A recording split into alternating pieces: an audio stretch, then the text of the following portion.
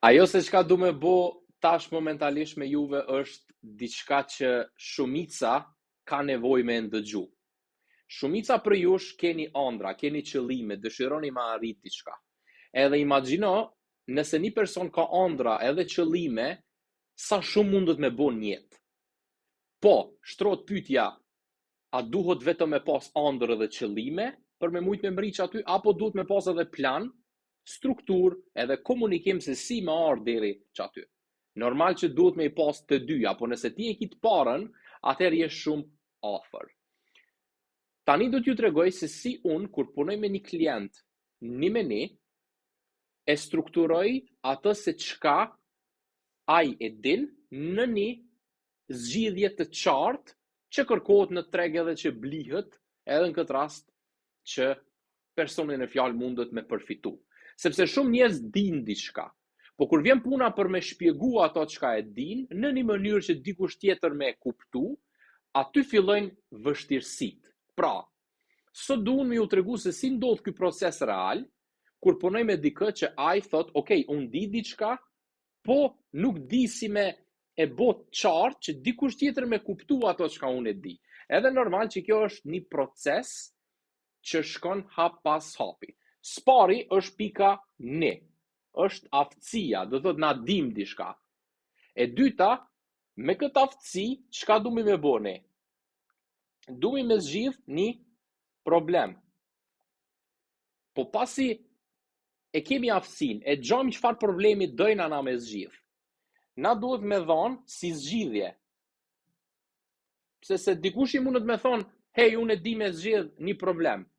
Njeriut i intereson çfarë zgjidhje ti e krymë për ta. Edhe normal që pasi ne e gjejmë për vetveten, se çfarë problemi zgjidhim, atëherë e japim atë zgjidhje të dikush tjetër. Edhe kur kjo ndodh si proces, vim te faza tjetër. Edhe ajo është komunikimi.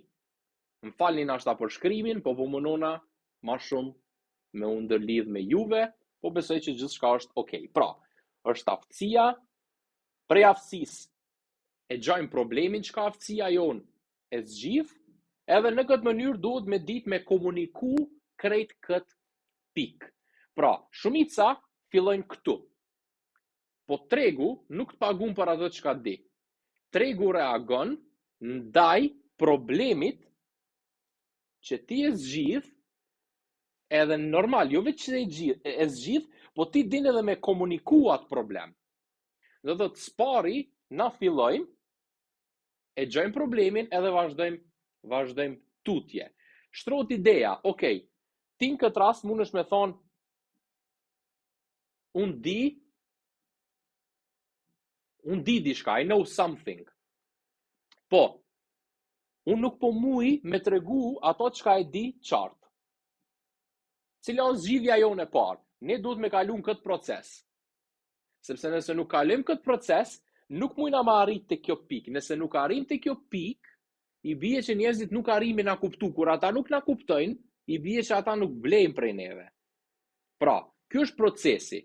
Edhe të dish diçka, edhe të dish si ta shpjegosh, janë dy aftësi të ndryshme. Pra, manuali që unë e kum kriju, pikërisht e trajton këtë temë. Kjo është vetëm një pjesë e asaj se çka unë po ju flas juve. Pra, në momentin që na e bëjmë këtë pikë, atëherë vazhdojmë me pjesën tjetër. Ku është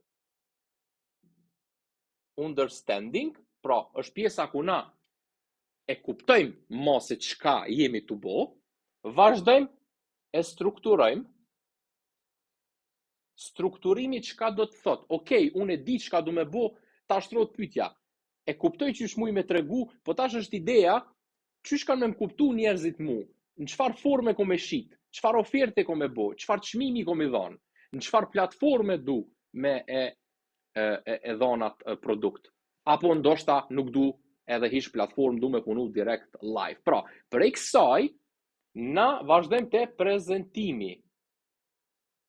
Prezentimi është pjesa ku normal është pika ku njerëzit e kuptojnë hala ma mirë direkt, pra klientat që komunikojnë me neve. Këtu zakonisht njerëzit ngecin. Pra, ata përpiqen çka me bo? me shpjegu diçka pa e strukturu qartë.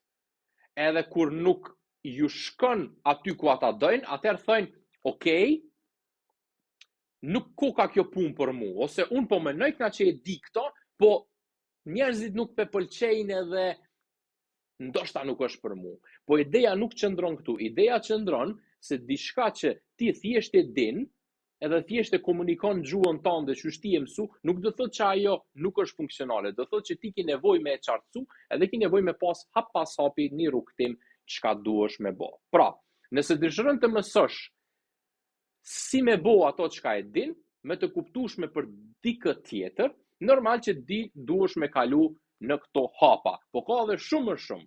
Pra, kjo është arsyeja pse unë e kam bërë këtë manual, edhe kjo është arsyeja pse personi në fjalë duhet njerë me kalu në këtë proces, edhe duhet me vazhdu në hapat e tjerë.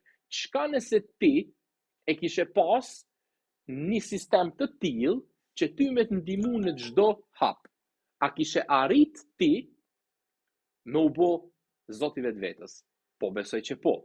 Ideja është me fillu, edhe momentalisht manuali është në fazën e parë, ku e keni edhe me një pagesë shumë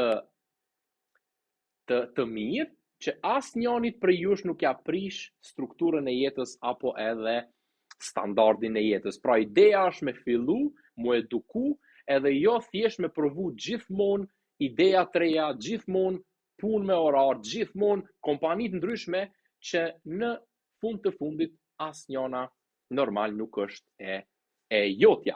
Do të thotë kontributi, po, për pjesa tjetër, jo. Ideja është pse mos me bëu edhe ti diçka që me përfitu dikush edhe prej teje. Me kontaktoni direkt edhe shpërndajeni këtë me sa më shumë njerëz, sepse du që sa më shumë njerëz dhe mbi të gjitha sa më shumë shqiptar të përfitojnë nga kjo që vetëse jam duke e bë. Mos harroni, ju flet një person që ka kalu në disa etapa të jetës, të biznesit dhe ka dështu, ka përfitu dhe ka mësu nga shumë pika. Kjo nuk është thjesht teori, kjo është praktike jetës reale, se si arrihet nga zero në rezultat. Ju falenderit.